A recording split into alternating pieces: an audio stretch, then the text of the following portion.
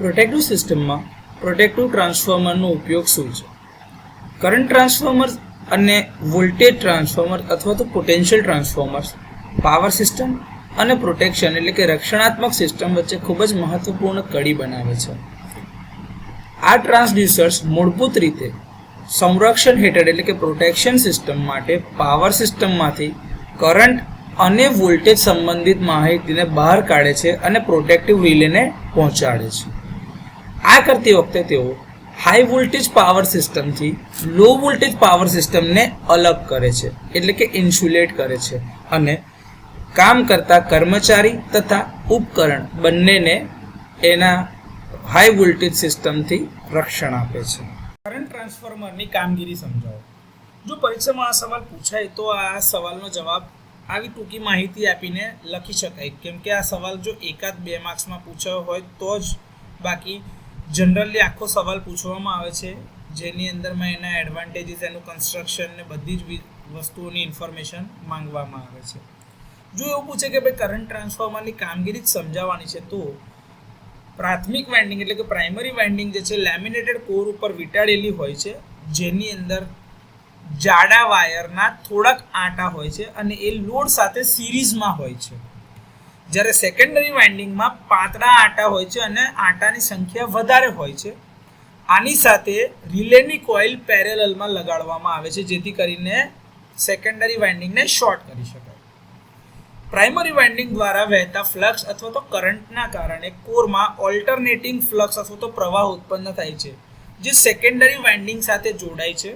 Winding short હોવાના કારણે તેમાં EMF ઇન્ડ્યુસ થશે અને શોર્ટ વાઇન્ડિંગના કારણે એમાંથી કરંટ પસાર થશે.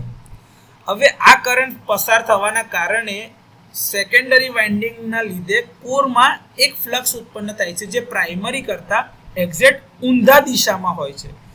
એટલે નેટ ફ્લક્સ કોરની અંદર જે મળે છે એ પ્રાઇમરી વાઇન્ડિંગ કરતાં સેકન્ડરીમાં ઓપોઝિટ ડિરેક્શનનું અને સમાન મૂલ્યનું હોય, એટલે કે બંને ફ્લક્સ એકબીજા સાથે બેલેન્સ થયેલા હોય છે. આમ પ્રાથમિક વાઇન્ડિંગ અને સેકન્ડરી વાઇન્ડિંગના લીધે જે ફ્લક્સ ઉત્પન્ન થાય છે એ બંને એકબીજાના ઓપોઝિશન એટલે કે વિરોધમાં હોવાના કારણે કોરમાં મળતું નેટ ફ્લક્સ શૂન્ય મળે છે. આમ પ્રાથમિક વાઇન્ડિંગ એટલે કે પ્રાઇમરી વાઇન્ડિંગના એમ્પિયર ટર્ન્સ અને સેકન્ડરી વાઇન્ડિંગના એમ્પિયર ટર્ન્સ બંને એકબીજા દ્વારા બેલેન્સ થાય છે અને આ જ કારણના લીધે સેકન્ડરી વાઇન્ડિંગ ક્યારેય સિટીની ઓપન હોવી જોઈએ નહીં. એ આપણે આગળ જોયું છે એ જ પ્રમાણે યાદ રાખવાનું કે જ્યારે નોર્મલ ઓપરેશનમાં હોય ત્યારે સિટીની સેકન્ડરી હંમેશા શોર્ટ કરેલી રાખવામાં આવે છે. કરંટ ટ્રાન્સફોર્મરના કાર્યકારી સિદ્ધાંતને સમજાવો એટલે કે વર્કિંગ પ્રિન્સિપલની વાત કરી રહ્યા છે. તો કરંટ ટ્રાન્સફોર્મર એ એક પ્રકારનું ઇન્સ્ટ્રુમેન્ટ ટ્રાન્સફોર્મર છે જેનો ઉપયોગ મીટર, પ્રોટેક્શન રિલે અને કંટ્રોલ સિસ્ટમ માટે સુરક્ષિત એટલે કે સેફ અને માપી શકાય તેવા મૂલ્ય સુધીનું સ્કેલ ડાઉન કરીને જે હાઈ કરંટ જાય છે પ્રાઇમરીમાંથી એને નીચે કરવા માટે એટલે કે સ્ટેપ ડાઉન કરવા માટે ઉપયોગમાં લેવામાં આવે છે. કરંટ ટ્રાન્સફોર્મર એ રેગ્યુલર આપણું જે ટ્રાન્સફોર્મર છે તેની માફક ઇલેક્ટ્રોમેગ્નેટિક ઇન્ડક્શનના સિદ્ધાંત ઉપર જ કાર્ય કરે છે. આમાં પ્રાઇમરી સર્કિટમાં ઉચ્ચ મૂલ્યથી ઓછા મૂલ્યના સેકન્ડરી પ્રવાહમાં સ્ટેપ ડાઉન થાય છે.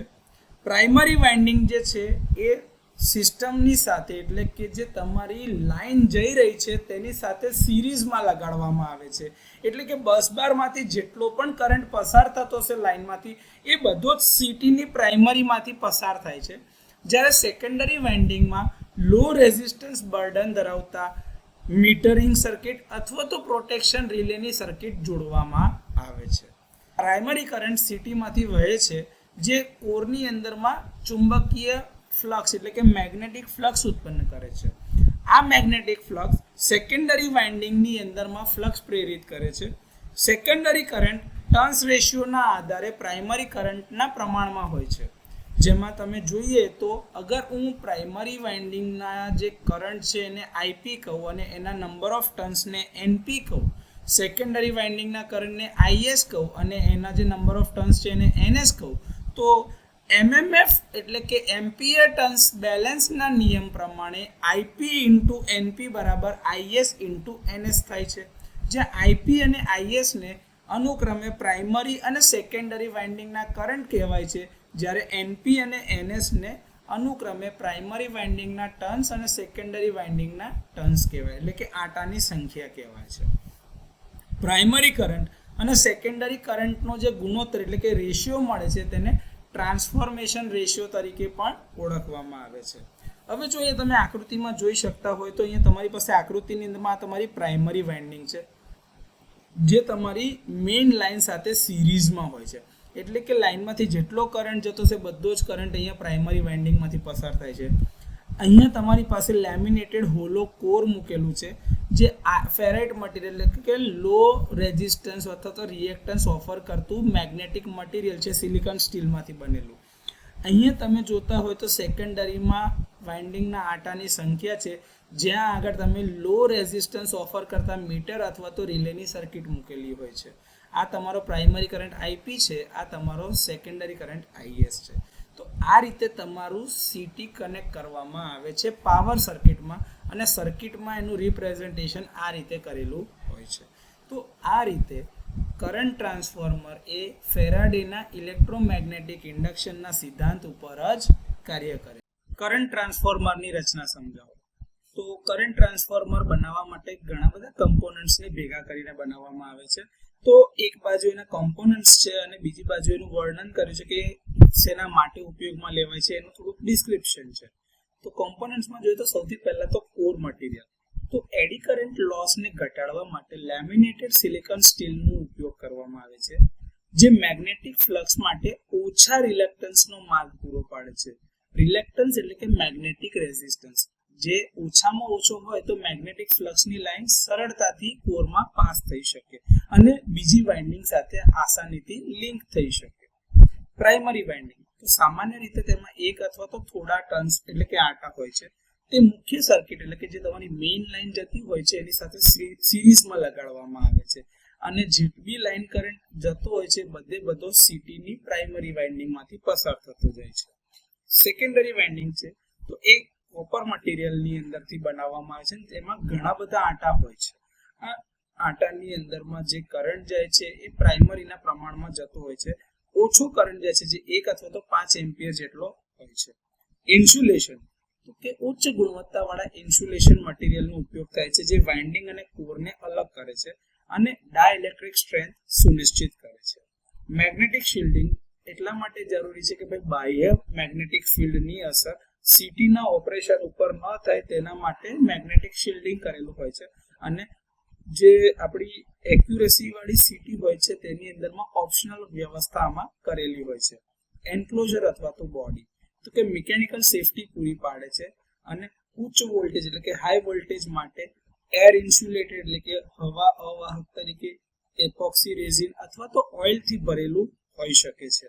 ટર્મિનલ તો એમાં સેકન્ડરી વાઇન્ડિંગના ટર્મિનલ્સ પર માપન અને પ્રોટેક્શનના સાધનો જોડી શકાય તે માટે સામાન્ય રીતે 2 ટર્મિનલ બહાર કાઢવામાં આવે છે જેમાં S1 અને S2 માર્ક કરેલા હોય છે. તો આ રીતે આ બધા કમ્પોનન્ટનો ઉપયોગ કરીને કરંટ ટ્રાન્સફોર્મરની રચના કરવામાં આવે છે. પોટેન્શિયલ ટ્રાન્સફોર્મરની રચના સમજાવો. તો જનરલી આ પોટેન્શિયલ ટ્રાન્સફોર્મર જે છે એની રચના સ્ટેપ ડાઉન ટ્રાન્સફોર્મર જેવી જ હોય છે, પરંતુ એમાં હાઈ એક્યુરસી અને ઇન્સ્યુલેશન માટે એની રચના કરેલી હોય છે. આમાં કોર એડી કરંટ લોસીસ ઘટાડવા માટે અને કોર લોસીસ ઓછા કરવા માટે લેમિનેટેડ કરેલા સિલિકોન સ્ટીલ અથવા તો એની શીટ્સ વાપરવામાં આવે છે. કોર લોસ ઓછા કરવા માટે આ લેમિનેશનને પાતળા એટલે કે નાના થીન સ્ટેમ્પિંગ્સ બનાવવામાં આવે છે અને એકબીજાથી ઇન્સ્યુલેટ કરેલા હોય છે. વધુ સારા ઇન્સ્યુલેશન અને મિકેનિકલ સ્ટ્રેન્થ માટે સામાન્ય રીતે આ જે કોર બનાવવામાં આવે છે શેલ પ્રકારનો હોય છે. Primary winding system high voltage side પર લગાડવામાં આવે છે કે જ્યાં આગળ તમારા 33 kV, 66 kV, 132 kV, 220 kV એવા ઊંચા વોલ્ટેજ હોય છે.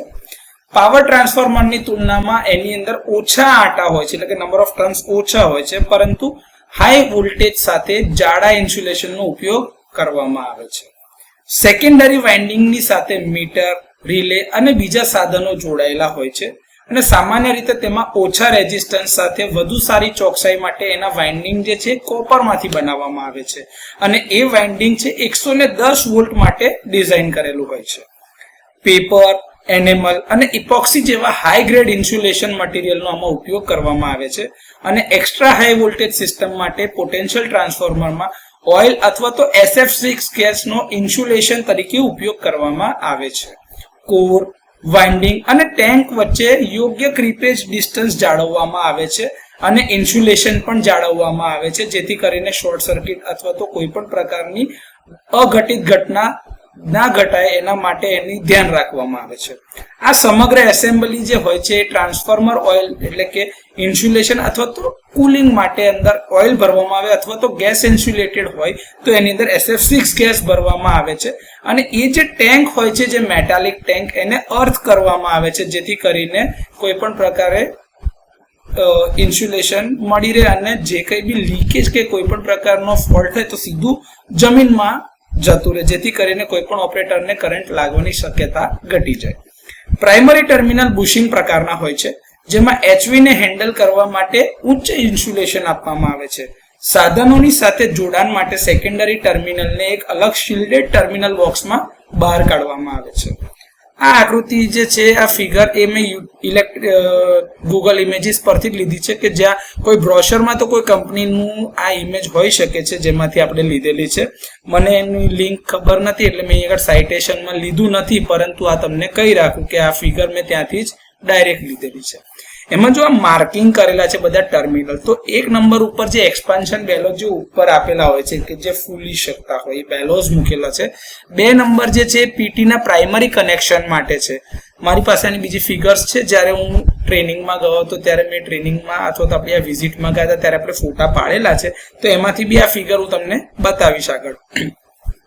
3 નંબર પર તમે જોતા હતા આ બુશિંગ છે અંદર. જે 4 નંબર ઉપર આ તમારું સેકન્ડરી ટર્મિનલ જે બહાર કાઢેલા છે એનું ટર્મિનલ બોક્સ છે. 5 નંબરની ઉપર આ તમારો શેલ પ્રકારનો અંદરનો કોર છે. 6 નંબર પર તમારું ઓઇલ લેવલ ઇન્ડિકેટર મૂકેલું છે. બહારના સરફેસ ઉપર જે આ પોર્સેલિન ઇન્સ્યુલેટર હોય છે 7 નંબરથી બતાવેલું છે. 8 નંબર ઉપર જે આ ટર્મિનલ બોક્સ છે એનો આ ફ્રન્ટ વ્યૂ દેખાય છે તમને. એક્સપાન્શન બેલો જે આ ઉપર હતો 1 નંબરથી બતાવ્યો, આ 9 નંબરથી અહીંયા બતાવેલો છે. 10 નંબર પર એની લિફ્ટિંગ આવી છે કે જ્યાંથી એને ઉંચકવામાં આવે છે. 11 નંબર ઉપર પાછું પ્રાઇમરી ટર્મિનલ છે જે આ 2 નંબરથી બતાવતો એ જ છે. 12 નંબર ઉપર આ પોસ્ટ ટાઈપનું પોર્સેલિન ઇન્સ્યુલેટર જે બહારથી આ 7 નંબરથી બતાવતું એનું એ જ છે. 13 નંબર ઉપર આ અંદરનું જે આ બુશિંગ છે જે 3 નંબરથી બતાવતું એ જ છે. 14 નંબરની ઉપર તમારા 2 કોઇલ અથવા તો કોર અસેમ્બલી મૂકેલી છે, જે તમને અહીં આગળ 5 નંબરથી બતાવેલું છે. અહીં આગળ આકૃતિમાં તમે જોતા હોય તો 5 નંબર એ તમારો 14 નંબર છે. 15 નંબરની ઉપર આ ટ્રાન્સફોર્મરની તમારી ટેન્ક છે, જે ટેન્ક રચના હોય એ, જેની વચ્ચે ક્રીપેજ ડિસ્ટન્સની ઇન્સ્યુલેશન મૂકેલું જેથી કરીને સેફટી જળવાઈ રહે. 16 નંબરની ઉપર તમારું આ પોર્સેલિન ટાઈપનું જે પોસ્ટ છે એનો નીચેનો ભાગ છે. 17 નંબર જે છે તમારું oil two air seal box મૂકેલું હોય છે. 18 નંબર ઉપર તમારા સેકન્ડરી ટર્મિનલ બોક્સ મૂકેલું છે, જે તમે આ 4 નંબર અને 8 નંબરથી પણ બતાવેલા છે. તો આ રીતે અલગ અલગ ભાગ જે છે તમને દર્શાવેલા છે. અને જોવા જાય તો કન્સ્ટ્રક્શનલી આ તમારું સ્ટેપ ડાઉન ટ્રાન્સફોર્મર આ જે છે એ તમારું મુખ્ય ભાગ છે. આ તમારું ઇન્સ્યુલેટર છે, જે તમારા પ્રાઇમરી પાર્ટ જે હાઈ વોલ્ટેજ સિસ્ટમથી લો વોલ્ટેજ સિસ્ટમને આઇસોલેટ કરે છે અથવા તો છૂટું પાડે છે. એના વચ્ચેનું આ ઇન્સ્યુલેશન જ મૂકેલું છે. અને અહીંયા આગળથી આ ટર્મિનલ પ્રાઇમરીમાં જાય છે અને પછી ત્યાંથી સેકન્ડરીમાં સ્ટેપ ડાઉન થાય છે. તો મેઇન રચના તમારી આ જે સ્ટેપ ડાઉન ટ્રાન્સફોર્મરની છે એ જ આ છે. તો પોટેન્શિયલ ટ્રાન્સફોર્મરની રચના સ્ટેપ ડાઉન પ્રકારના ટ્રાન્સફોર્મર જેવી જ હોય છે. પોટેન્શિયલ ટ્રાન્સફોર્મરનો કાર્ય સિદ્ધાંત સમજાવો. તો પોટેન્શિયલ ટ્રાન્સફોર્મર એટલે કે પીટી જે છે એ ઇલેક્ટ્રોમેગ્નેટિક ઇન્ડક્શનના સિદ્ધાંત ઉપર જ કામ કરે છે. અગાઉ જે રીતે કીધું એ કે પોટેન્શિયલ ટ્રાન્સફોર્મર એ એક સ્ટેપ ડાઉન ટ્રાન્સફોર્મર જેવું જ કામ કરે છે, કે જેનું મુખ્ય કાર્ય હાઈ વોલ્ટેજ સિસ્ટમના માપી શકાય તેવા અને સેફ રિલેઇંગ પ્રોટેક્શન સિસ્ટમ માટે જરૂરી હોય તેવા લો વેલ્યુ ઓફ વોલ્ટેજ એટલે કે 110 વોલ્ટ અથવા તો 100 વોલ્ટ સુધી એ વોલ્ટેજને સ્ટેપ ડાઉન કરવાનું કાર્ય કરે છે. પોટેન્શિયલ ટ્રાન્સફોર્મરનું પ્રાઇમરી વાઇન્ડિંગ જે છે એ હાઈ વોલ્ટેજની લાઇનની સાથે પેરેલલમાં એટલે કે સમાંતરમાં જોડાયેલું હોય છે, જેને આપણે વોલ્ટેજ માપવાનો છે. જો તમે અહીંયા આકૃતિમાં જોતા હશો તો અહીંયા તમને દેખાશે કે આ તમારી પ્રાઇમરી વાઇન્ડિંગ છે, જેના આટાની સંખ્યા NP છે, એટલે કે N1 જે આપણે કહેતા હતા એ છે. અને આ તમારી હાઈ વોલ્ટેજ જે લાઇન જઈ રહી છે 33 kV કાં તો 66 kV 132 400 220 જે બી કેવીની તમારી લાઇન જઈ રહી હોય એની આ પ્રાઇમરી લાઇનની સાથે પેરેલલમાં લગાડેલા છે. તો એટલા હાઈ વોલ્ટેજ અહીંયા આગળ આવે છે પ્રાઇમરી વાઇન્ડિંગની અક્રોસમાં. હવે એના લીધે અહીંયા આગળ એક ઓલ્ટરનેટિંગ વાઇન્ડિંગની અંદરમાં એક ઓલ્ટરનેટિંગ અહીંયા આગળ ફ્લક્સ પેદા થાય છે, જે કોરમાં અહીંયા આગળ આમ દેખાય છે તમને. અને એ કોરની અંદર જે ફ્લક્સ લિંક થાય છે અથવા તો પ્રોડ્યુસ થાય છે અથવા તો ઉત્પન્ન થાય છે એ તમારી સેકન્ડરી વાઇન્ડિંગ સાથે પણ લિંક થાય છે. હવે એ જે સેકન્ડરી વાઇન્ડિંગ સાથે લિંક થાય છે તો હવે ત્યાં આગળ ઇલેક્ટ્રોમેગ્નેટિક ઇન્ડક્શનના સિદ્ધાંતના આધારે EMF ઇન્ડ્યુસ થાય છે. હવે આ જે EMF ઇન્ડ્યુસ થાય છે એ N2 છે અથવા તો V2 છે કાં તો E2 જે તમારે કહેવું એ કહી શકાય. આટાની સંખ્યા N2 અને EMF જે ઇન્ડ્યુસ થાય છે એ E2 છે કાં તો એની અક્રોસમાં જે વોલ્ટેજ મળતા હોય એને આપણે V2 કહી શકીએ છીએ. હવે આ જે વોલ્ટેજ જે છે આપણે શોધવા હોય તો આપણે ટર્ન્સ રેશિયો જે ટ્રાન્સફોર્મરમાં લેતા હતા એ જ રીતે N1/N2 એટલે કે પ્રાઇમરી વાઇન્ડિંગના આટાની સંખ્યા અપોન સેકન્ડરી આટાની સંખ્યા બરાબર પ્રાઇમરી સાઈડના વોલ્ટેજ અપોન સેકન્ડરી સાઈડના વોલ્ટેજ. તો આ રીતે તમે વોલ્ટેજ શોધી શકો છો.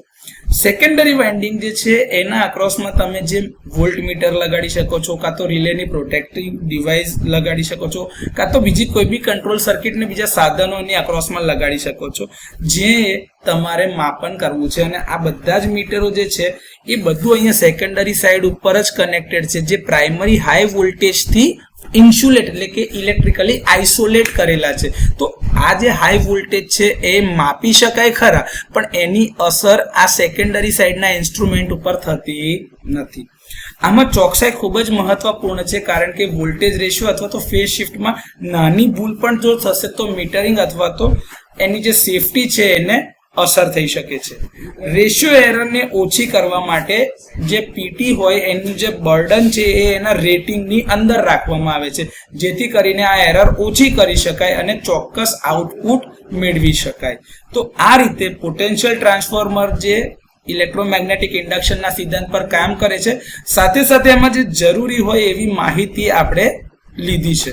તો આ રીતે પોટેન્શિયલ ટ્રાન્સફોર્મર એ એક સ્ટેપ ડાઉન ટ્રાન્સફોર્મર જે આપણે જોયા છે એ જ રીતે કાર્ય કરે છે. પ્રોટેક્ટિવ ટ્રાન્સફોર્મરની આવશ્યકતાઓ સમજાવો. પાવર સિસ્ટમ વિવિધ વેલ્યુના એટલે કે મૂલ્યના ઉચ્ચ વોલ્ટેજ ઉપર કામ કરે છે.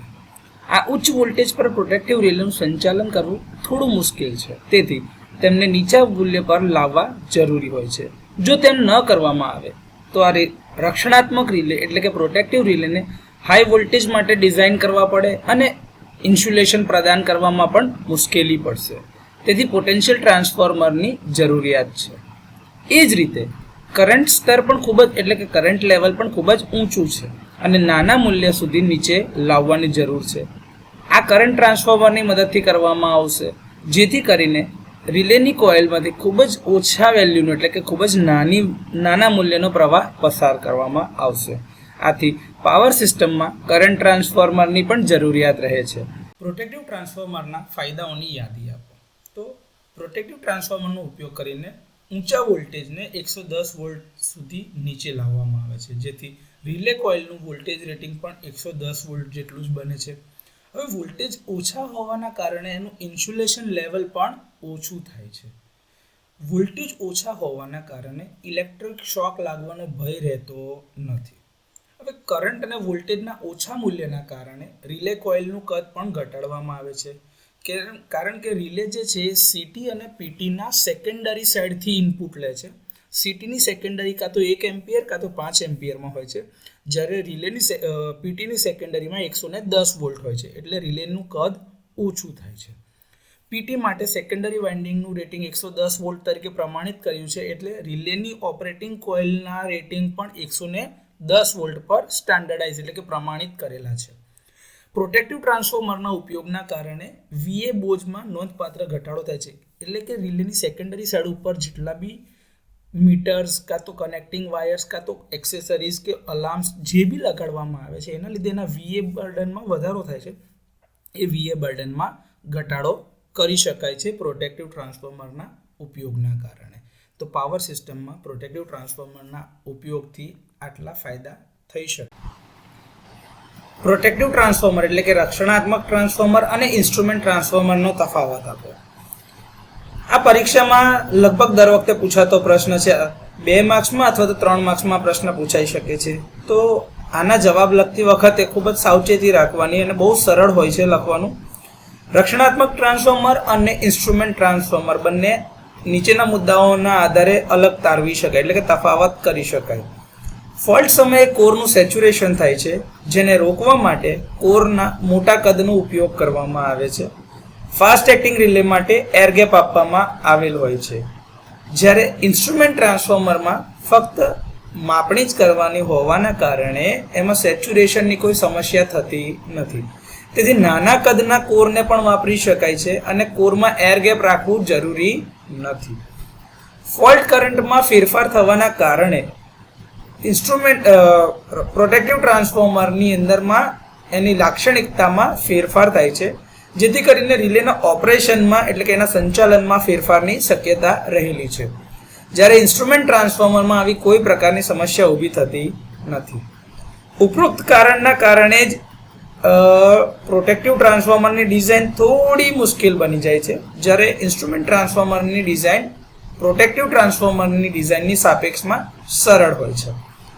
પ્રોટેક્ટિવ ટ્રાન્સફોર્મર અથવા તો રક્ષણાત્મક સીટી એ મેગ્નેટાઇઝેશન કર્વના ની પોઈન્ટ અથવા તો તેની ઉપરના ભાગમાં કામ કરે છે, જ્યારે ઇન્સ્ટ્રુમેન્ટ ટ્રાન્સફોર્મર એટલે કે મેઝરમેન્ટ માટે જે વપરાય છે એ મેઝરિંગ ટ્રાન્સફોર્મરની સીટીની વાત કરીએ તો એ એન્કલ પોઈન્ટ કરતાં નીચેના પ્રદેશમાં એટલે કે નીચેના ભાગમાં કામ કરે છે.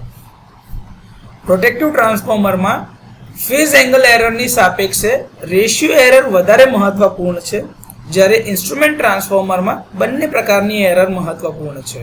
તો આ મુદ્દાઓના આધારે પ્રોટેક્ટિવ ટ્રાન્સફોર્મર અને ઇન્સ્ટ્રુમેન્ટ ટ્રાન્સફોર્મરને એકબીજાથી અલગ તારવી શકાય. પાવર ટ્રાન્સફોર્મર અને કરંટ ટ્રાન્સફોર્મર વચ્ચેનો તફાવત સમજાવો.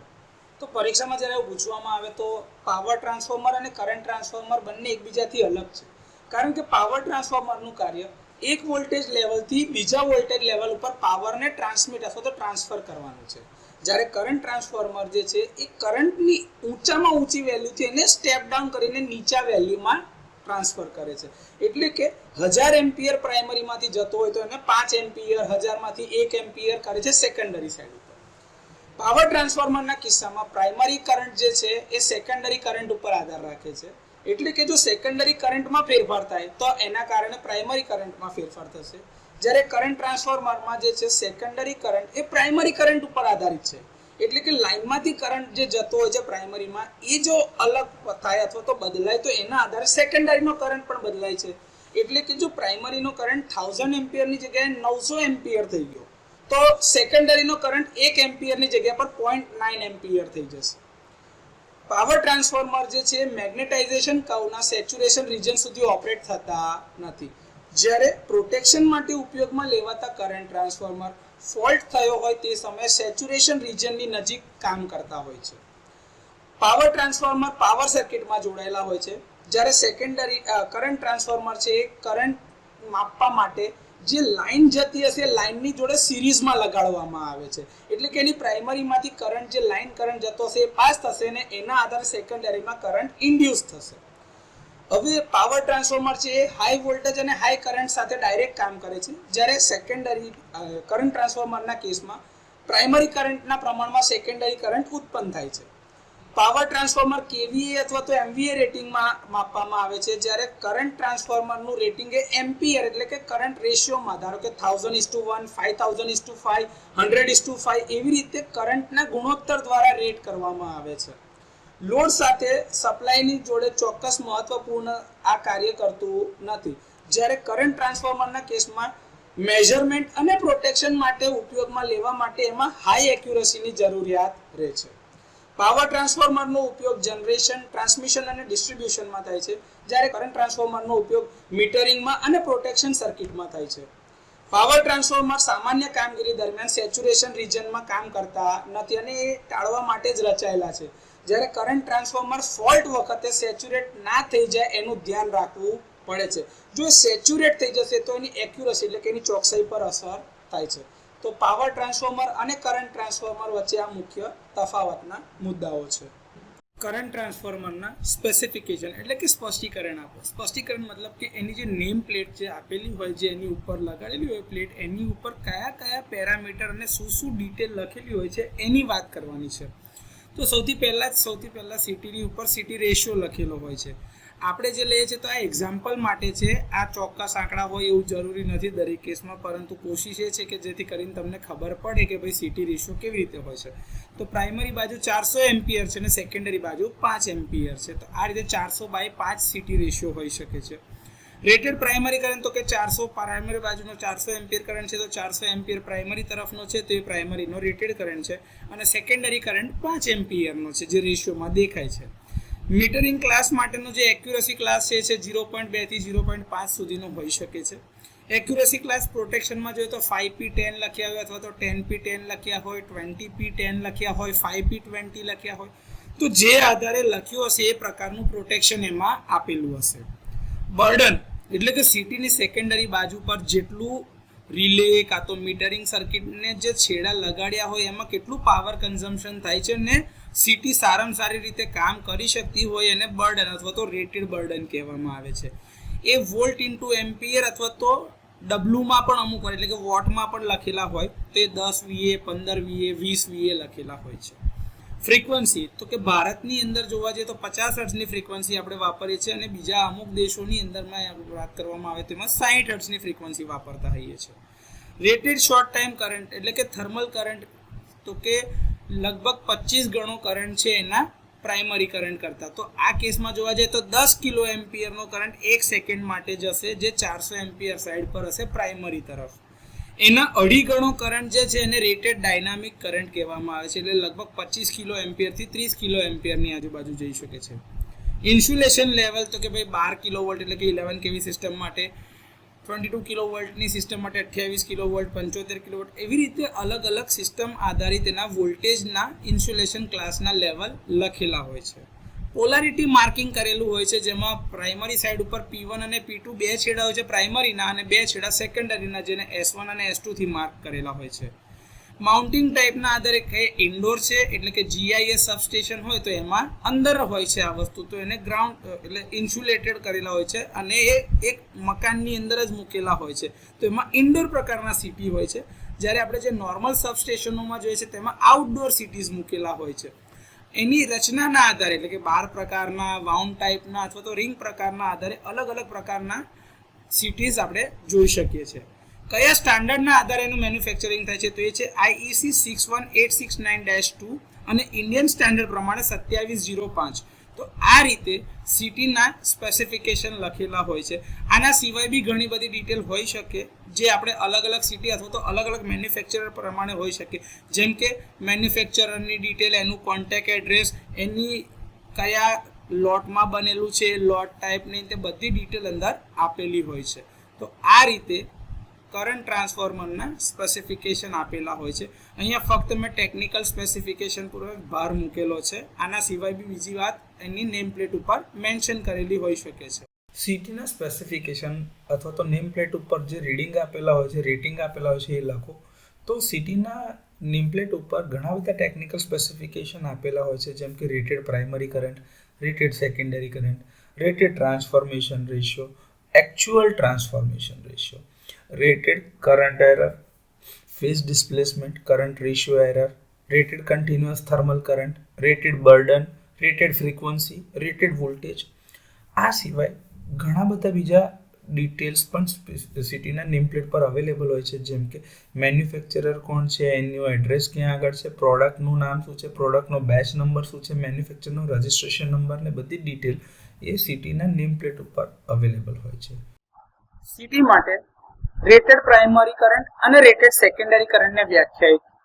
તો રેટેડ પ્રાઇમરી કરંટ એટલે કે કરંટ ટ્રાન્સફોર્મરનું પરફોર્મન્સ જેના ઉપર આધાર રાખે છે તે પ્રાઇમરી કરંટનું મૂલ્ય જે છે એને રેટેડ પ્રાઇમરી કરંટ તરીકે ઓળખાય છે અને એ નેમ પ્લેટ ઉપર લખેલું હોય છે. રેટેડ સેકન્ડરી કરંટ કે ટ્રાન્સફોર્મરનું પરફોર્મન્સ જેના ઉપર આધાર રાખે છે તે સેકન્ડરી જે કરંટ છે એનું મૂલ્ય હોય એને રેટેડ સેકન્ડરી કરંટ તરીકે ઓળખવામાં આવે છે. રેટેડ પ્રાઇમરી કરંટ અને રેટેડ સેકન્ડરી કરંટ જો ગણવા ના હોય અથવા તો ખબર ના હોય કાં તો લખેલા ના હોય તો CT નો રેશિયો મેન્શન કરેલો હોય છે. એ રેશિયોમાં જે પહેલા લખેલું હોય જેમાં કરંટની કિંમત વધારે છે એ પ્રાઇમરી કરંટ છે, જે બીજો કરંટ જેમાં કિંમત ઓછી છે એ સેકન્ડરી કરંટ છે. તો એ રેશિયોના આધારે બી રેટેડ પ્રાઇમરી અને રેટેડ સેકન્ડરી કરંટ શોધી શકાય. બીજું કે જેમ જેમ પ્રાઇમરી કરંટમાં ચેન્જ આવે તો એ રેશિયોના આધારે સેકન્ડરી કરંટ પણ બદલાય છે. તો આ રીતે કરંટ ટ્રાન્સફોર્મર માટે રેટેડ પ્રાઇમરી અને રેટેડ સેકન્ડરી કરંટ વ્યાખ્યાયિત કરી શકાય. CT એટલે કે કરંટ ટ્રાન્સફોર્મર માટે રેટેડ ટ્રાન્સફોર્મેશન રેશિયો અને વાસ્તવિક એટલે કે એક્ચ્યુઅલ ટ્રાન્સફોર્મેશન રેશિયો વ્યાખ્યાયિત કરો. તો કે રેટેડ ટ્રાન્સફોર્મેશન રેશિયો એટલે કે રેટેડ પ્રાઇમરી કરંટ અને રેટેડ સેકન્ડરી કરંટના ગુણોત્તરને રેટેડ ટ્રાન્સફોર્મેશન રેશિયો તરીકે ઓળખવામાં આવે છે. અને રેટેડ પ્રાઇમરી કરંટ અને રેટેડ સેકન્ડરી કરંટ એટલે કે જે એની નેમ પ્લેટ ઉપર મેન્શન કરેલા હોય, જેના માટે ડિઝાઇન કરેલા હોય એને રેટેડ કન્ડિશનના પ્રાઇમરી અને સેકન્ડરી કરંટ કહેવામાં આવે છે અને એના રેશિયોને રેટેડ ટ્રાન્સફોર્મેશન રેશિયો કહેવામાં આવે છે. હવે એ જગ્યા પર વાસ્તવિક એટલે કે એક્ચ્યુઅલ ટ્રાન્સફોર્મેશન રેશિયો એટલે કોને કહેવાય? તો કે ભાઈ તમારો જે વાસ્તવિક એટલે કે એક્ચ્યુઅલ કન્ડિશનમાં જે પ્રાઇમરી કરંટ ફ્લો થઈ રહ્યો છે એ અને વાસ્તવિક કન્ડિશનમાં સેકન્ડરી કરંટ કેટલો મળી રહ્યો છે, આ બંનેના ગુણોત્તરને વાસ્તવિક અથવા તો એક્ચ્યુઅલ ટ્રાન્સફોર્મેશન રેશિયો તરીકે ઓળખવામાં આવે છે. બની શકે કે ભાઈ નોર્મલ કન્ડિશન કરતા રેટેડ કરતા કંઈક અલગ જ પ્રાઇમરી કરંટ જઈ રહ્યો હોય, વધારે કે ઓછો બની શકે છે, એ એના લોડિંગ કન્ડિશન પર આધારિત છે. તો એના આધારે સેકન્ડરીમાં કેટલો કરંટ મળે છે એ બંનેનો જે ગુણોત્તર કાઢવામાં આવે તો એને એક્ચ્યુઅલ ટ્રાન્સફોર્મેશન રેશિયો કહે છે. એક્ચ્યુઅલ ટ્રાન્સફોર્મેશન રેશિયો એ લગભગ રેટેડ જેટલો જ હોવો જોઈએ આદર્શ કન્ડિશનમાં, પણ એવું ના પણ બની શકે તો એની અંદર રેશિયો એરર છે એવું કહેવાય. CT માટે current ratio error, rated frequency અને રેટેડ વોલ્ટેજ વ્યાખ્યાયિત કરો. તો કે કરંટ રેશિયો એરર એટલે કે રૂપાંતરિત સેકન્ડરી કરંટ કે જેને આપણે પ્રાઇમરી સાઈડ ઉપર ટ્રાન્સફોર્મેશન રેશિયોની મદદથી ટ્રાન્સફોર્મ કરતા હોઈએ તો એ રૂપાંતરિત સેકન્ડરી કરંટ અને પ્રાઇમરી કરંટનો તફાવત અને પ્રાઇમરી પ્રવાહ સાથેના તેના ગુણોત્તરની જે ટકાવારી છે એને કરંટ ટ્રાન્સફોર્મરના કરંટ રેશિયો એરર તરીકે ઓળખવામાં આવે છે. આમાં જે સેકન્ડરી કરંટ છે એને આપણે ટ્રાન્સફોર્મ કરીએ છીએ પ્રાઇમરી સાઈડ ઉપર અને એમાં આપણે ટ્રાન્સફોર્મેશન રેશિયો Kn થી મલ્ટીપ્લાય કરીએ છીએ એને. તો current ratio error equals to તો કે Kn IS માઇનસ IP આ બંનેનો તફાવત એને છેદમાં કે કોની સાપેક્ષે તો કે ભાઈ પ્રાઇમરી કરંટના સાપેક્ષે એનો ગુણોત્તર લીધેલો હોય 100% પર. તો આ જે છે એને કરંટ રેશિયો એરર તરીકે ઓળખાય છે, જેમાં Kn એટલે કે રેટેડ ટ્રાન્સફોર્મેશન રેશિયો, IS એટલે કે વાસ્તવિક સેકન્ડરી કરંટ કે જે એક્ચ્યુઅલ કરંટ ફ્લો થતો હશે અને IP એટલે કે વાસ્તવિક પ્રાઇમરી કરંટ એટલે કે જે રેટેડ એક્ચ્યુઅલ પ્રાઇમરી કરંટ હશે. તો આ રીતે કરંટ રેશિયો એરર શોધાશે. રેટેડ ફ્રીક્વન્સી એટલે કે કરંટ ટ્રાન્સફોર્મરનું જે પરફોર્મન્સ એટલે કે પ્રદર્શન જેના ઉપર આધાર રાખે છે એ ફ્રીક્વન્સીના મૂલ્યને રેટેડ ફ્રીક્વન્સી તરીકે ઓળખવામાં આવે છે. રેટેડ વોલ્ટેજ તો કે કરંટ ટ્રાન્સફોર્મરનો ઉપયોગ જે સિસ્ટમ વોલ્ટેજ ઉપર થાય છે તેનું લાઇન ટુ લાઇન RMS મૂલ્ય કાઢવામાં આવે જેને રેટેડ વોલ્ટેજ તરીકે ઓળખવામાં આવે છે. તો આ રીતે કરંટ ટ્રાન્સફોર્મર માટે current ratio error, rated frequency અને રેટેડ વોલ્ટેજને વ્યાખ્યાયિત કરી શકાય. CT એટલે કે કરંટ ટ્રાન્સફોર્મર માટે ફેઝ ડિસ્પ્લેસમેન્ટ અને રેટેડ કન્ટિન્યુઅસ થર્મલ કરંટ વ્યાખ્યાયિત કરો. તો ફેઝ ડિસ્પ્લેસમેન્ટ એટલે કે પ્રાઇમરી કરંટ વેક્ટર અને રિવર્સ્ડ સેકન્ડરી કરંટ વેક્ટર વચ્ચેના ખૂણાને ફેઝ ડિસ્પ્લેસમેન્ટ તરીકે ઓળખવામાં આવે છે. જ્યારે reversed secondary vector primary current વેક્ટરથી આગળ હોય છે ત્યારે ફેઝ ડિસ્પ્લેસમેન્ટને પોઝિટિવ કહેવામાં આવે છે. આ ફેઝ ડિસ્પ્લેસમેન્ટને મિનિટોમાં વ્યક્ત કરવામાં આવે છે.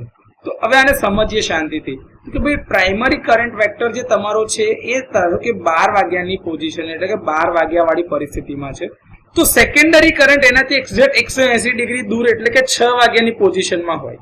હવે રિવર્સ સેકન્ડરી કરંટ એટલે કે એને ઉપર લઈ જવામાં આવે બીજા 180 ડિગ્રી તો એક્ઝેક્ટ પ્રાઇમરી કરંટ વેક્ટરની ઉપર જ આવે, પરંતુ એ આદર્શ પરિસ્થિતિ છે.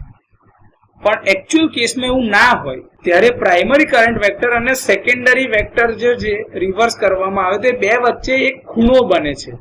આ ખૂણાને ફેઝ ડિસ્પ્લેસમેન્ટ તરીકે ઓળખવામાં આવે છે. હવે જો આમાં રિવર્સ સેકન્ડરી વેક્ટર જે છે તમારા પ્રાઇમરી વેક્ટર કરતા આગળ હોય તો આ બંને વચ્ચેનો જે ફેઝ ડિસ્પ્લેસમેન્ટ એંગલ બને છે એ પોઝિટિવ કહેવામાં આવે છે. અને આ એંગલ એટલે કે આ ખૂણાને મિનિટમાં માપવામાં આવે છે. જો એંગલ વધારે મોટો હોય તો એ ડિગ્રીમાં પણ માપી શકાય છે. રેટેડ કન્ટિન્યુઅસ થર્મલ કરંટ તો કે છે જ્યારે સેકન્ડરી વાઇન્ડિંગ પર એનું રેટેડ બર્ડન લગાડવામાં આવ્યું હોય અને ત્યારે પ્રાઇમરીની અંદરમાંથી એક કરંટ સતત પસાર કરવામાં આવે છે, પરંતુ એમાં જે તાપમાન નિર્દેશ કરેલું છે એટલે કે જે સ્પેસિફાય કરેલું છે તાપમાન જે છે એના કરતા તાપમાન વધારે વધતું નથી, તો એવા કરંટના મૂલ્યને રેટેડ કન્ટિન્યુઅસ થર્મલ કરંટ તરીકે ઓળખવામાં આવે છે. હવે આની અંદર એવું કહે છે કે સેકન્ડરી સાઈડ ઉપર બર્ડન એટલે કે જે બી મીટરિંગ સર્કિટ છે, કાં તો રિલેની સર્કિટ છે, કાં તો કોઈ પણ ઇન્ડિકેટિંગ સર્કિટ કે કંઈ પણ લગાડ્યું છે તો એ જે પાવર કન્ઝ્યુમ કરે છે એને રેટેડ બર્ડન કહીએ છીએ આપણે. હવે એ લગાડેલું હોય ત્યારે પ્રાઇમરીની અંદરથી જેટલો કરંટ જાય છે તો એવો કરંટ પસાર થાય કન્ટિન્યુઅસલી કે જેના કારણે તાપમાનમાં જરા બી વધારો થવો જોઈએ નહીં. હવે જો તાપમાનમાં વધારો ના થાય અને પ્રાઇમરીની અંદરમાં એ કરંટ કન્ટિન્યુઅસ જયા કરતો હોય તો એવા કરંટના મૂલ્યને રેટેડ કન્ટિન્યુઅસ થર્મલ કરંટ તરીકે ઓળખવામાં આવે. CTના બર્ડન, રેટેડ બર્ડન અને રેટેડ આઉટપુટને વ્યાખ્યાયિત કરો. તો કે બર્ડન એટલે કે CTના સેકન્ડરી સર્કિટ સાથે જોડાયેલા અવરોધને બર્ડન તરીકે ઓળખવામાં આવે છે. આ બર્ડનને ઓમ અથવા તો પાવર ફેક્ટર અથવા તો વોલ્ટ એમ્પિયરમાં વ્યક્ત કરવામાં આવે છે.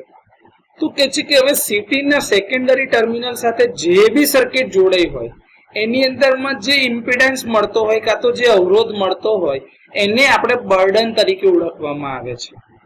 તો રેટેડ બર્ડન એટલે શું?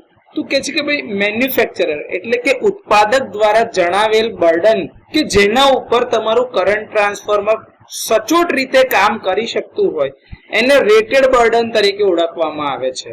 જો એના કરતા વધારે ઇમ્પિડન્સ લગાડવામાં આવે તો CTની કેરેક્ટરિસ્ટિક ઉપર અસર પડી શકે છે. એટલે CTને સારી રીતે કામ કરી શકાય એ માટે એની ઉપર ઉત્પાદક એટલે કે મેન્યુફેક્ચરર દ્વારા એક બર્ડન નક્કી કરવામાં આવે છે જે વોલ્ટ એમ્પિયરમાં આપેલ હોય છે. બીજું છે રેટેડ આઉટપુટ. તો કે રેટેડ આઉટપુટ એટલે કે શું? તો કે જ્યારે સેકન્ડરી વાઇન્ડિંગ એના રેટેડ બર્ડનની સાથે કનેક્ટ કરવામાં આવેલી હોય અને એ વખતે જે એપરન્ટ પાવર મળતો હોય એટલે કે વોલ્ટ એમ્પિયરની જે કિંમત મળતી હોય જે સ્પેસિફાય કરેલું એટલે કે નિર્દિષ્ટ કરેલા પાવર ફેક્ટરની ઉપર જે વોલ્ટ એમ્પિયર એટલે કે એપરન્ટ પાવર મળતો હોય જેના માટે કરંટ ટ્રાન્સફોર્મર સેકન્ડરી સર્કિટને રેટેડ કરંટ ઉપર સપ્લાય કરવા માટે ડિઝાઇન કરવામાં આવી છે તેને રેટેડ આઉટપુટ તરીકે ઓળખવામાં આવે છે. તો આ કન્ડિશન એવી છે કે સેકન્ડરી સાઈડ ઉપર જ CTનું આઉટપુટ તમને મળવાનું છે.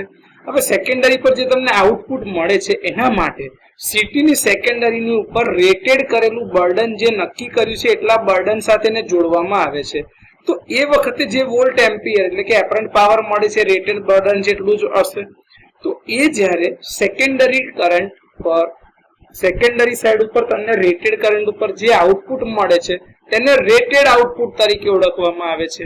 તો આ રીતે કરંટ ટ્રાન્સફોર્મર માટે બર્ડન, રેટેડ બર્ડન અને રેટેડ આઉટપુટને વ્યાખ્યાયિત કરવામાં આવે છે. વાઉન્ડ પ્રકાર CT એટલે કે કરંટ ટ્રાન્સફોર્મરમાં વપરાતા વિવિધ પ્રકારના કોર સમજાવો. તો આપણે એને કોર કયા કયા ટાઈપના છે એના આધારે વાઉન્ડ ટાઈપ CT સમજાવવાના છે.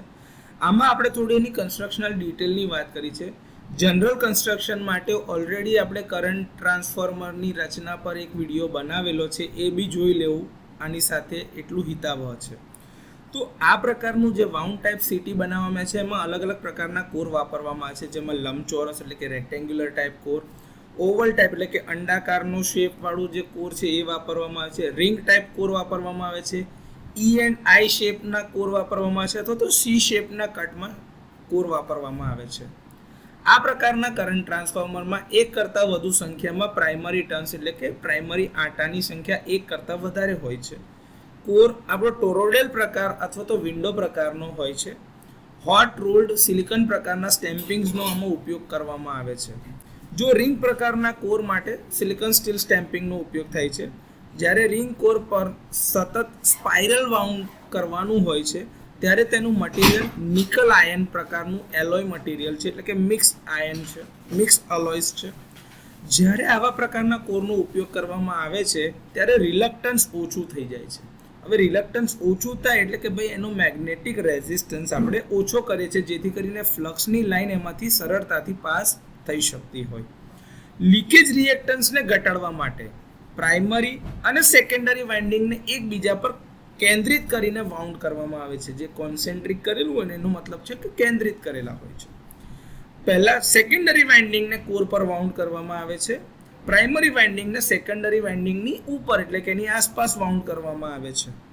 સેકન્ડરી વાઇન્ડિંગને વીંટાળતા પહેલા કોર ઉપર કોર અને એન્ડ કોલર જે આપણે બનતા હોય એને એકબીજાથી ઇન્સ્યુલેટ કરવા જરૂરી છે. તો એના માટે એલિફેન્ટાઇડ અથવા તો પ્રેસફાન પેપર વાપરવામાં આવે છે જેનાથી એને ઇન્સ્યુલેશન આપવામાં આવે છે. આ પ્રેસફાન પેપરનો ઉપયોગ કરીને સેકન્ડરી વાઇન્ડિંગના જે કંડક્ટર છે તેને ઇન્સ્યુલેશન તો મળે છે, સાથે સાથે મિકેનિકલ સેફટી અથવા તો સુરક્ષા પણ આપવામાં આવે છે. જ્યારે ઓછા ટર્ન્સ હોય છે ત્યારે વાઇન્ડિંગ મેન્યુઅલી વાઉન્ડ કરવામાં આવે છે અને જ્યારે વધારે ટર્ન્સ હોય છે ત્યારે ટોરોઇડલ વાઇન્ડિંગ મશીનનો ઉપયોગ કરીને વાઉન્ડ કરવામાં આવે છે. ઇન્સ્યુલેશન ટેપ સેકન્ડરી લીડ્સ કાઢીને વાઉન્ડ કરવામાં આવે છે.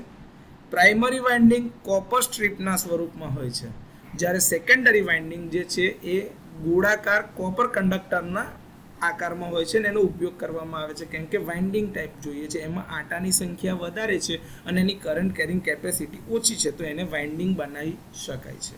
તો આ રીતે વાઉન્ડ પ્રકારના સીટી અલગ અલગ પ્રકારના કોર મટીરિયલની સાથે કેવી રીતે બનાવવામાં આવે છે તેની વિગતો સમજી શકાય. 12 પ્રકારના કરંટ ટ્રાન્સફોર્મરની રચના સમજાવો. તો 12 પ્રકારના કરંટ ટ્રાન્સફોર્મરની રચના સામાન્ય વાઉન્ડ પ્રકારના કરંટ ટ્રાન્સફોર્મર જેવી જ છે, પરંતુ ફક્ત એટલો જ તફાવત છે કે આમાં પ્રાઇમરી વાઇન્ડિંગ સળિયાના સ્વરૂપમાં એટલે કે રોડ સ્વરૂપમાં એટલે કે બાર ટાઈપ હોય છે. જો અહીંયા તમે આકૃતિમાં જોઈ શકતા હોય તો આ ઉપરનું તમારું એન્ડ કવર છે. આ તમારું પોર્સેલિન હાઉસ છે જેની અંદરમાં અહીંયા તમારી પ્રાઇમરી મૂકેલી છે. આ પ્રાઇમરી અહીંયાથી આમ બહાર નીકળે.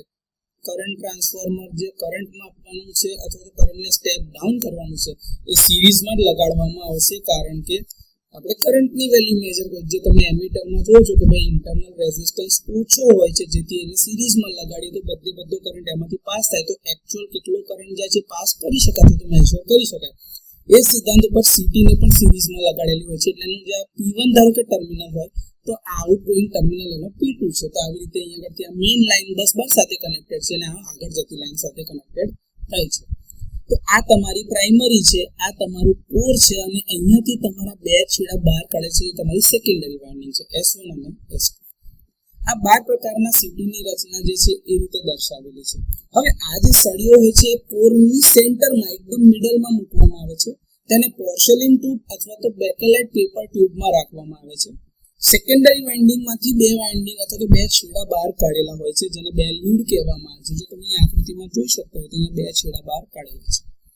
આઉટડોર પ્રકારના હાઈ વોલ્ટેજ સીટી જે છે આકૃતિમાં દર્શાવેલું છે એ આઉટડોર પ્રકારનું જે સ્વિચ યાર્ડમાં જોવા મળે છે. એમાં પ્રાઇમરી વાહક જે કંડક્ટર છે તેને હાઈ વોલ્ટેજ ઉપર હોવાથી ઇન્સ્યુલેટ કરવાની જરૂરિયાત ઊભી થાય છે અને એના માટે જ એના બુશિંગ્સમાં ડાઇલેક્ટ્રિક ઓઇલ ભરવામાં આવે છે જેથી એમાં ઇન્સ્યુલેશન અને કુલિંગ બંને આપી શકાય. કોર ઉપર સેકન્ડરી વાઇન્ડિંગ વીંટાળ્યા બાદ એમાંથી આ બે છેડા આવી રીતે બહાર કાઢેલા હોય છે જે S1 અને S2 એટલે કે ટર્મિનેશન માટે કે જ્યાં તમારે રિલે કનેક્ટ કરવી છે કાં તો સીટીની મેઝરિંગ સર્કિટ કનેક્ટ કરવી છે કાં તો તમારે ત્યાં આગળ કોઈ ઇન્ડિકેટર કે કંઈ પણ કનેક્ટ કરવું હોય મીટરિંગ સર્કિટ કનેક્ટ કરવી હોય જેને એનું બર્ડન કહેવામાં આવે છે તો એ ત્યાં કનેક્ટ કરવામાં આવે છે. આ પ્રાઇમરી વાઇન્ડિંગની અંદરમાં જનરલી એક જ આંટો હોય છે જો તમે જોતા હોય તો, પરંતુ એમાં એક કરતાં વધારે આંટા પણ હોઈ શકે છે. એ ડિઝાઇન ઉપર આધારિત છે. તો આ રીતે 12 પ્રકારના કરંટ ટ્રાન્સફોર્મરની રચના કરવામાં આવે છે. જો તમે આકૃતિમાં જોતા હોય તો અહીંયા દેખાય છે આ છે 12 એટલે કે પ્રાઇમરી વાઇન્ડિંગ તમારી. જે રોડ એટલે કે સળિયાના સ્વરૂપમાં છે એને પોર્સેલિન ટ્યુબમાં અંદર મૂકે છે. આ જે અંદર છે એને વચ્ચેથી કટ કરેલું છે.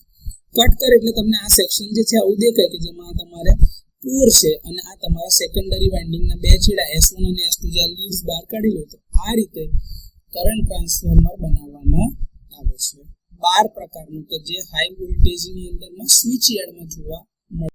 કરંટ ટ્રાન્સફોર્મર માટે રેશિયો એરર સમજાવો. તો ટર્ન્સ રેશિયો એટલે કે સેકન્ડરી ટર્ન્સ થી પ્રાઇમરી ટર્ન્સ નો રેશિયો. હવે આમાં સેકન્ડરી ટર્ન્સ જે છે આપણા NS થી દર્શાવાય છે અને પ્રાઇમરી ટર્ન્સ NP થી દર્શાવાય છે. તો અહીંયા પ્રશ્ન એ થાય કે ભાઈ ટર્ન્સ રેશિયો સાહેબ ઊંધો કેમ છે પોટેન્શિયલ ટ્રાન્સફોર્મરની સાપેક્ષે? તો કે એટલા માટે કારણ કે આની અંદરમાં પાવર બેલેન્સ જોવાય છે ટ્રાન્સફોર્મરમાં. એટલે કે VP/IP બરાબર NP VP * IP બરાબર NS * IS થાય. તો હવે VP ને VS જે સેકન્ડરીના વોલ્ટેજીસ છે એના બરાબર ત્યાં આગળ આપણે એમના ટર્ન્સ મૂકીએ તો એમ્પિયર ટર્ન્સ બંને બાજુની સાઈડ ઉપર ટ્રાન્સફોર્મરમાં બેલેન્સ થતા હોય છે. તો IP * NP બરાબર IS * NS થાય. તો કરંટનો રેશિયો એટલે કે IP/IS કરવા જઈએ તો ટર્ન્સનો રેશિયો NS/NP મળે છે. તો એક્ચ્યુઅલ ટર્ન્સ રેશિયો તમારો Kn બરાબર NS/NP થી દર્શાવાય છે. અને જે તમારો એક્ચ્યુઅલ ટર્ન્સ રેશિયો જે આપણે કરંટની રીતે કહીએ તો એ છે primary current to the secondary current એટલે કે IP/IS. આઈડિયલ ટ્રાન્સફોર્મર એટલે કે જે આદર્શ કરંટ ટ્રાન્સફોર્મર છે એના માટે IP/IS બરાબર Kn થાય છે કારણ કે તેમાં કોઈ જાતનો મેગ્નેટાઇઝિંગ કરંટ હોતો નથી. એટલે વેક્ટર ડાયાગ્રામમાં બી આપણે દોરતા હોઈએ તો I0 બરાબર 0 કેમ કે મેગ્નેટાઇઝેશનનો લોસ થતો નથી. પણ મેગ્નેટાઇઝિંગ કરંટ I0 ના કારણે એમાં એરર આવે છે. એટલે કે IP/IS નો રેશિયો એ તમારા ટર્ન્સ રેશિયોના બરાબર થતો નથી. આ એરરને રેશિયો એરર કહેવામાં આવે છે. અને રેશિયો એરર એ પ્રાઇમરી કરંટના ટકાવારીમાં માપવામાં આવે છે અથવા તો દર્શાવવામાં આવે છે. એટલે કે રેશિયો એરર ધારો કે હું બતાવતો હોય તો એ થાય turns ratio Kn * IS minus of IP એટલે કે પ્રાઇમરી કરંટના સાપેક્ષમાં અને પ્રાઇમરી કરંટના રેફરન્સથી. તો Kn IS માઇનસ IP/IP * 100%. તો આ રીતે કરંટ ટ્રાન્સફોર્મરની અંદરમાં રેશિયો એરર આપી શકાય અથવા તો સમજાવી શકાય. કરંટ ટ્રાન્સફોર્મરમાં ફેઝ એરર સમજાવો. તો કે જે આદર્શ કરંટ ટ્રાન્સફોર્મર જે છે એમાં એક્સાઇટિંગ કરંટ I0 નું મૂલ્ય 0 હોય છે. તેથી વેક્ટર જે સેકન્ડરી કરંટનો ટ્રાન્સફોર્મ વેલ્યુનો વેક્ટર જે Kn * IS આપણે કહીએ છીએ એ અને પ્રાઇમરી કરંટનો વેક્ટર IP આ બંને એકબીજાની ઉપર ઓવરલેપ આવી રીતે થયેલા હોય એટલે કે બંને સેમ ફેઝમાં હોય છે. તો એ બંને વચ્ચેની ફેઝ એરર 0 થઈ જાય છે. પરંતુ વાસ્તવમાં એટલે કે એક્ચ્યુઅલમાં I0 નું મૂલ્ય 0 હોતું નથી. તેથી વેક્ટર Kn IS અને પ્રાઇમરી કરંટ IP એ ફેઝમાં નથી હોતા પરંતુ તેમની વચ્ચે બીટા ડિગ્રીનો ફેઝ તફાવત ઉત્પન્ન થાય છે. આ એરરને ફેઝ એરર તરીકે ઓળખવામાં આવે છે. આ ફેઝ એરર છે એ મિનિટમાં વ્યક્ત કરવામાં આવે છે. જો વેક્ટર Kn IS એટલે કે સેકન્ડરી ટ્રાન્સફોર્મ્ડ કરંટનો વેક્ટર IP એટલે કે પ્રાઇમરી કરંટના વેક્ટર કરતા આગળ હોય એટલે કે લીડિંગ હોય તો એરરને પોઝિટિવ ગણવામાં આવે છે. તો આ રીતે કરંટ ટ્રાન્સફોર્મરમાં ફેઝ એરર સમજી શકાય છે. સાથે એટલું ધ્યાન રાખવું કે જો IP છે એ પાછળ હોય એટલે Kn IS જે છે પાછળ છે અને IP આગળ છે તો એ લેગિંગ કહેવાય. તો આમાં એરરને નેગેટિવ ગણી શકાશે. અને એ જ રીતે જો બંને ઓવરલેપ થયેલા હશે તો એરર 0 છે એવું કહી શકાશે. તો આ રીતે કરંટ ટ્રાન્સફોર્મરમાં પોઝિટિવ, નેગેટિવ અથવા તો 0 એરર હોઈ શકે છે. સીટી પરનું બર્ડન કેવી રીતે રજૂ થાય અથવા તો એને કેવી રીતે ગણતરી કરવામાં આવે છે એ સમજાવો.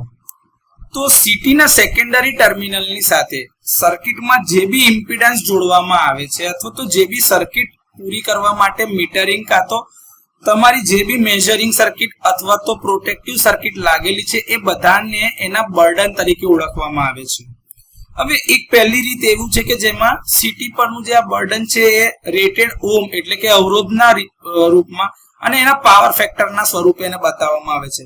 હવે આ જે ઇમ્પિડન્સ છે એ ધારો કે એવું કહી શકાય કે ભાઈ 0.5 ઓમ અને 0.3 પાવર ફેક્ટર લેગિંગ એવું હોઈ શકે, કાં તો એવું કે ભાઈ 0.2 ઓમ 0.2 લેગિંગ પાવર ફેક્ટર પર હોઈ શકે છે. બીજી એક મેથડ છે કે જેમાં એવું કહે છે કે ભાઈ રેટેડ એમ્પિયર પર કેટલા વોલ્ટ એમ્પિયરનું એપરન્ટ પાવરનું બર્ડન છે એ તમારે આપી શકાતું હોય. તો 5 એમ્પિયર પર 10 VA હોઈ શકે છે, 1 એમ્પિયર પર 20 VA નું બર્ડન હોઈ શકે છે. તો આવા કોઈ બી રીતે સીટી પરના બર્ડનને રજૂ કરવામાં આવે છે. હવે રહી વાત કે કેવી રીતે ગણવું છે, તો ધારો કે સેકન્ડરીનો રેટેડ કરંટ IS એમ્પિયર છે અને એના પરનું બર્ડન P વોલ્ટ એમ્પિયરનું છે. તો બર્ડનના પર જે ઇમ્પિડન્સ મળતો હશે તો ZB is equal to rated burden divide by current square. So P ના છેદમાં IS નો વર્ગ, એને ઓમ એટલે કે એને અવરોધના સ્વરૂપમાં બતાવી શકાય ઇમ્પિડન્સને. જો બર્ડનનો પાવર ફેક્ટર cos phi હોય તો આના ઉપરથી ZB ની કિંમત પરથી તમે RB કેલ્ક્યુલેટ કરી દો કે ભાઈ RB is equal two ZB into cos phi, અને એના પરથી ઇન્ડક્ટિવ રિએક્ટન્સ જે બર્ડનનો હોય એ ગણાય XB equal to ZB into sin phi. તો આ રીતે બે અલગ અલગ મેથડથી તમે સીટી નું બર્ડન રજૂ કરી શકો છો અને આ સિમ્પલ મેથડથી એને કેલ્ક્યુલેટ પણ કરી શકો છો.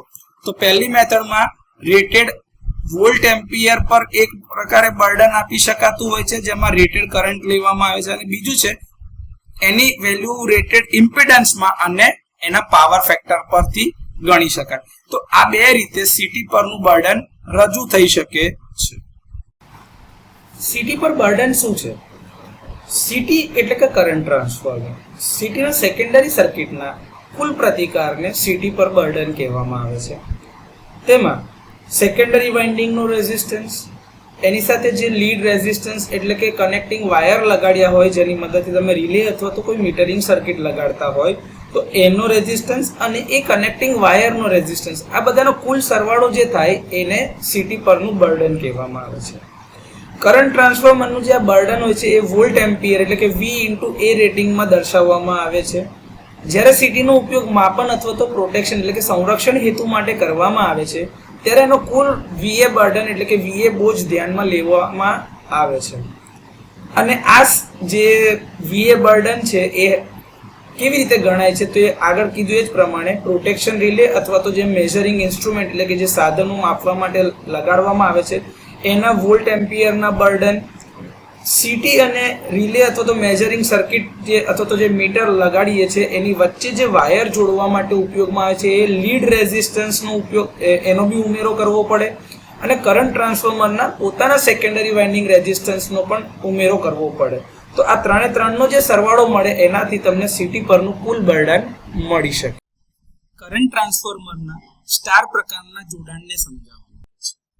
તો સવાલ એવું છે કે સ્ટાર પ્રકાર અને ડેલ્ટા પ્રકારે બે પ્રકારે જોડાણ શક્ય છે, અને આ બંને જોડાણ 3 ફેઝની સિસ્ટમમાં શક્ય છે.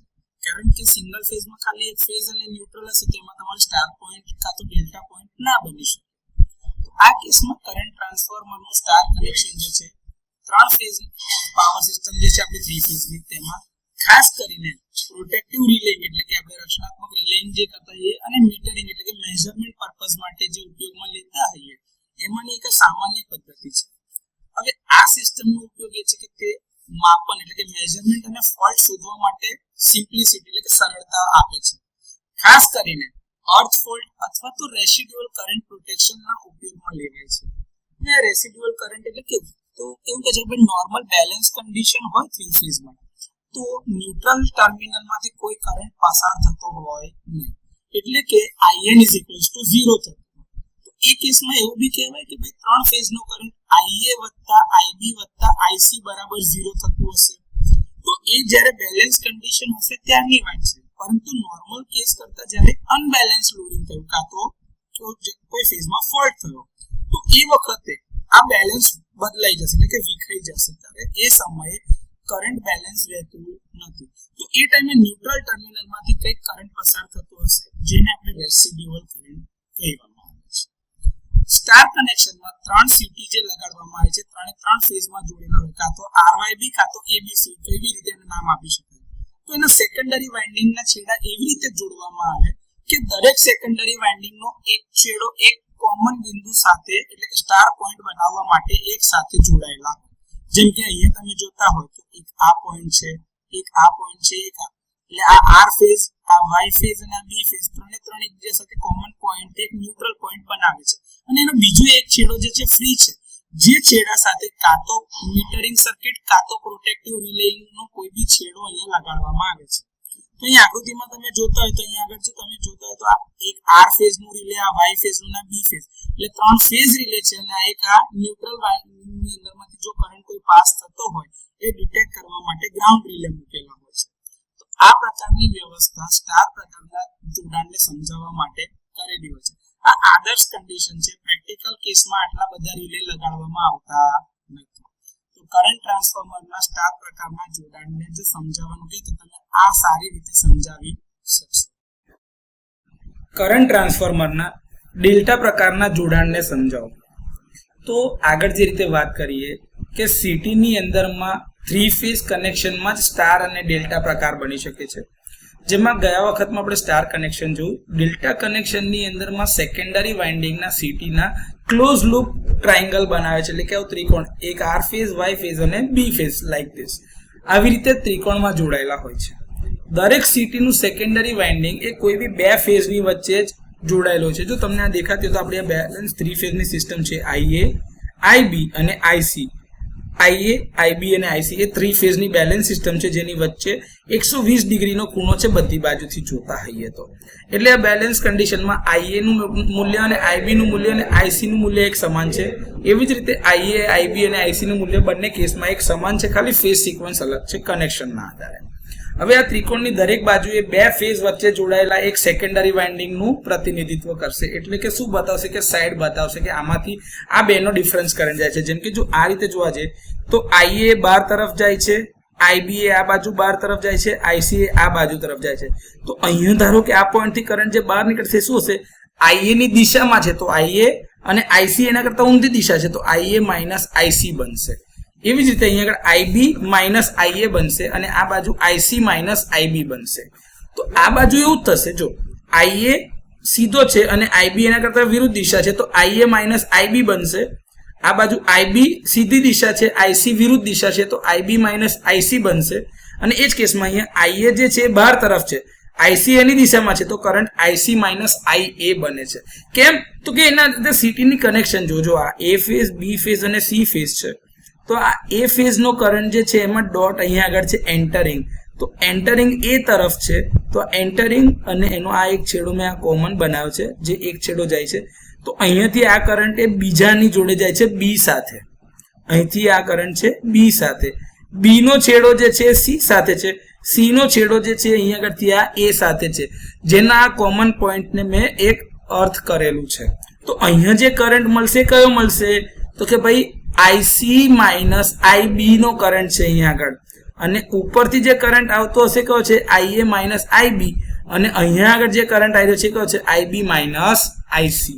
કનેક્શનના આધારે છે. એવી જ રીતે અહીંયા આગળ જો આ IA છે, IB છે અને IC છે, તો જે કરંટ બહાર નીકળતો હશે એ અહીંયા આગળ કયો હશે? તો કે IA માઇનસ IC, ઓપોઝિટ વાળો કરંટ. એવી જ રીતે અહીંયા આગળ જે જોતા હશો IA minus IC, IB minus IA અને IC માઇનસ IB. આ એ જ કરંટ જે કનેક્શનની પોલારિટી કયા આધાર છે એના આધારે થશે. તો હવે આ જે સિટી છે એ ડાયરેક્ટલી નહીં પણ ઇનડાયરેક્ટલી એ લાઇન કરંટની કિંમત જ માપે છે. અને આ જોડાણનો ઉપયોગ 2 ફેઝ વચ્ચેના જે કરંટમાં તફાવત થતો હશે એ માપવા માટે થાય છે. તમે જે સમજો છો એ પ્રમાણે જો તમને કહું તો બેલેન્સ કન્ડિશન હશે અને નોર્મલ હેલ્ધી કન્ડિશન હશે તો IA, IB અને IC ત્રણેના મૂલ્ય એકબીજાને સમાન હશે, પરંતુ એની વચ્ચે ફેઝ ડિગ્રી તફાવત હશે 120 ડિગ્રીનું. તો એના આધારે જ એ તફાવત માપવા માટે જ રચાયેલું છે. તો જો એમાં અસંતુલન એટલે કે ઇમ્બેલેન્સ હશે અને જો કોઈ અર્થ ફોલ્ટ થતા હશે એટલે કે કોઈ ખામી હશે તો એ ઇઝીલી આનાથી ડિટેક્ટ થઈ શકશે. તો કરંટનો વેક્ટર સરવાળો જે પૂરો પડતો હોય તો એ રિઝલ્ટન્ટ વેલ્યુ ત્યારે જ કોઈક મૂલ્ય બતાવે જ્યારે એમાં ઇમ્બેલેન્સ હોય કાં તો કોઈક ફોલ્ટ થયો હોય. હવે આ પ્રકારનું જે ડેલ્ટા કનેક્શન છે ઝીરો સિક્વન્સના કમ્પોનન્ટ્સને સરળતાથી દૂર કરે છે. એટલે કે ડિફરન્શિયલ પ્રોટેક્શન માટે આ પ્રકારની રચના ઉપયોગી થઈ શકે છે. વળી આની અંદરમાં ડેલ્ટા કનેક્શનના કારણે ત્રણ વાઇન્ડિંગ એકબીજા સાથે કનેક્ટેડ છે તો આમાં ન્યુટ્રલ પોઈન્ટ બનાવવાની કોઈ જરૂર પડતી નથી. આ એક એનો વધારાનો ફાયદો છે.